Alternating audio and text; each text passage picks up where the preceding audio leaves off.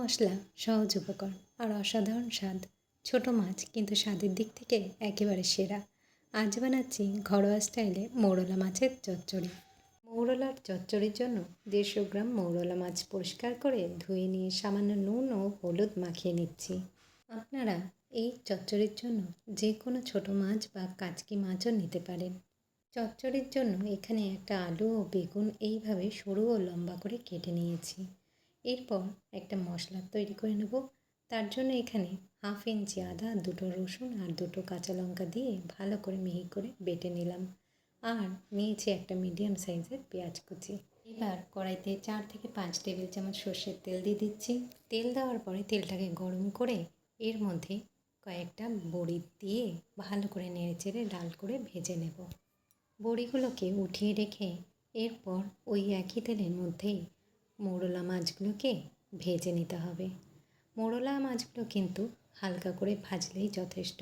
আর না হলে আপনারা মশলা ভালো করে কষানোর পরে কাঁচা অবস্থায় সরাসরি মাছগুলো রান্না করে নিতে পারেন, তাতেও কিন্তু স্বাদ ভরপুর থাকে। এবার মিডিয়াম ফ্লেমে হালকা হাতে কয়েক মিনিট মাছগুলোকে ভেজে উঠিয়ে রাখবো। এরপর কড়াইতে যেটুকু তেল আছে তার মধ্যে আলু আর বেগুনগুলো একইভাবে ভেজে নেব। ছোট মৌরলা মাছ কিন্তু পুষ্টিগুণে ভরপুর, স্বাদ আর স্বাস্থ্যের দারুণ সমন্বয়।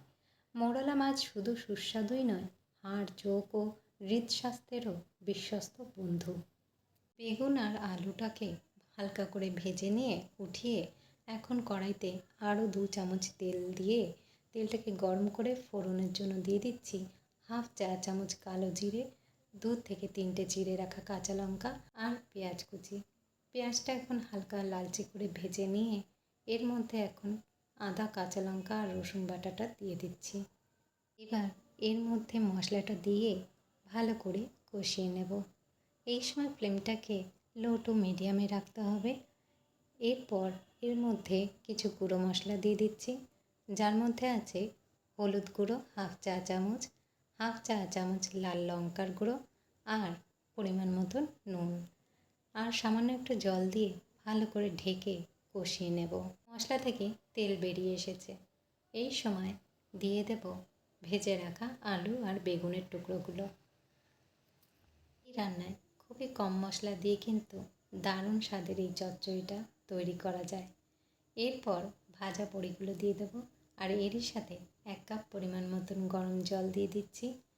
এরপর ঢাকা দিয়ে 5 থেকে 6 মিনিট রান্নাটা হতে দেব, যতক্ষণ না আলুগুলো সেদ্ধ হয়ে যায়।